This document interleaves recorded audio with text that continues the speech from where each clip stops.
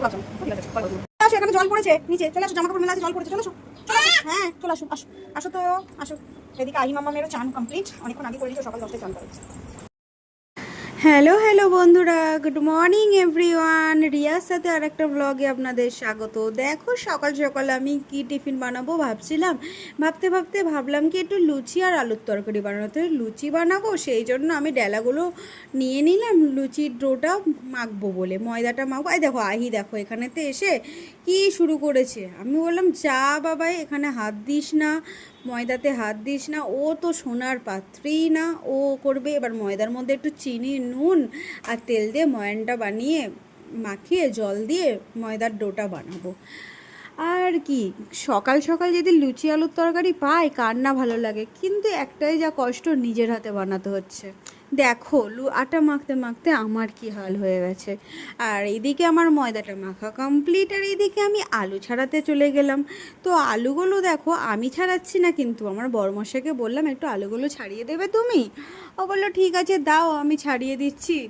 আমি বললাম তাহলে আমি লুচিগুলো ভেজে নেবো, তুমি আলুগুলো ছাড়িয়ে দাও। তো ও এদিকে আলু ছাড়াচ্ছে, ছাড়িয়ে করে দেবে। আর সেই করতে করতে চলে এলো আমার জন্য একটা পার্সেল।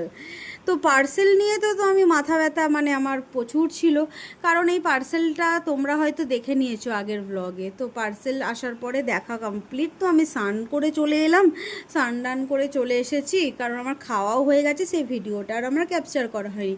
স্নান করে আসার পরে দেখো এখানেতে দুষ্টু আহি কি করছে, ওখানে আমি জামা কাপড় গেছে মিলে রেখেছি কত, আর আহি দেখো এখানেতে ঢুকে গেল।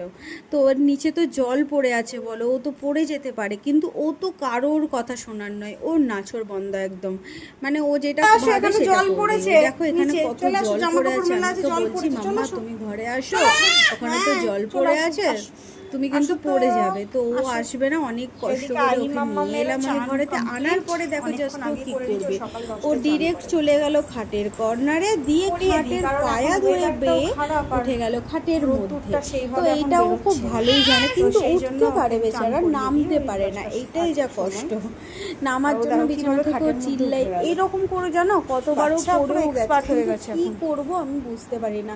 তোমরা প্লিজ কমেন্ট করো তো, দেখো যাদের বাড়িতে শুধু ছোট বাচ্চা থাকে তারা তো খাটে উঠে গেলে এই এই তারা এই এইদিকে আয়, মানে কিভাবে ওইটা আটকানো যায়, চলাই এটা একটু প্লিজ আমাকে কমেন্ট করো। দেখি, দেখো খাটে উঠে তাকাও বাইরের দৃশ্য আহি। দেখছে, এটা কোনো মানে হয়? এতক্ষণ দেখলো, এবার অনেকক্ষণ ধরে বলার পরে ওকে ডাকলাম।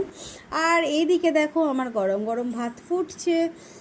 আর আজকে তো সকাল সকাল আমার রান্না হয়ে গেছে প্রায় কমপ্লিট। আমি এদিকে বানিয়ে নিয়েছি উচ্ছে আলু বেগুন দিয়ে একটা চচ্চড়ি, তলাটাতে আছে ঘি করলা।